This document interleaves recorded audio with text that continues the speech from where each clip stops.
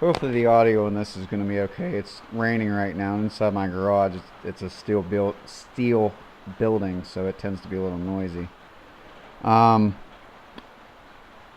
this in our field or our factory service manual. Imagine that, the information for everything. Oxygen sensor contaminants, carbon. Black carbon or soot deposits result from over-rich mixtures. No kidding. However, carbon does not harm a sensor. Deposits can be burned off in the engine by running it at least part throttle for 2 minutes. I don't have any comments on that. I'm just going to leave that stand. That's direct from General Motors. If you want to argue with them, have fun.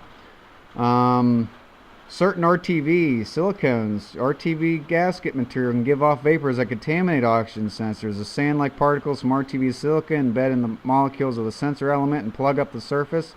This results in a lazy oxygen sensor response and engine control. Sensor will have a white-like appearance.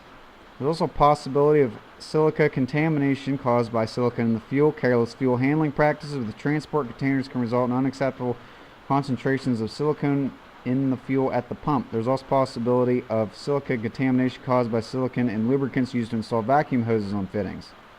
Be careful with that stuff. Lead, I mean, everybody knows not to put leaded gasoline in. Other substances, oil deposits will prevent sensor operation. No kidding. Sensor will have a dark brown appearance. Additives in ethylene glycol can also affect sensor performance.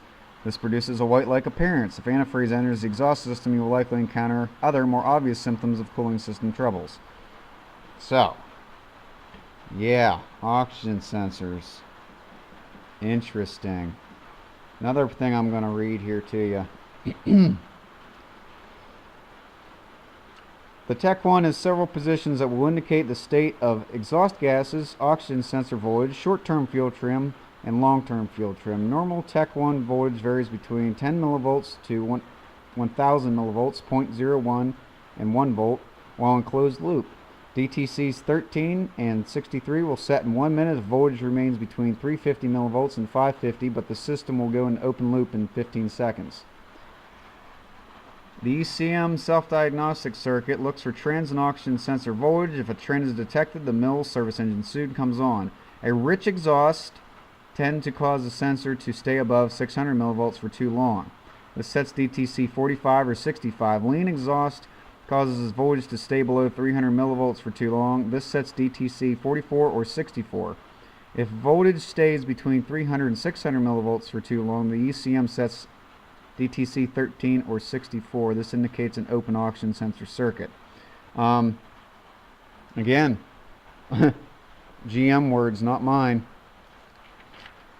You know, here's the thing, folks.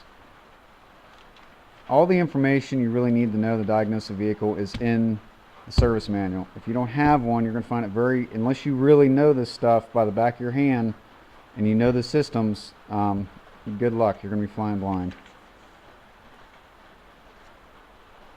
Those are just some notes on oxygen sensors. I have a couple other things here too as well.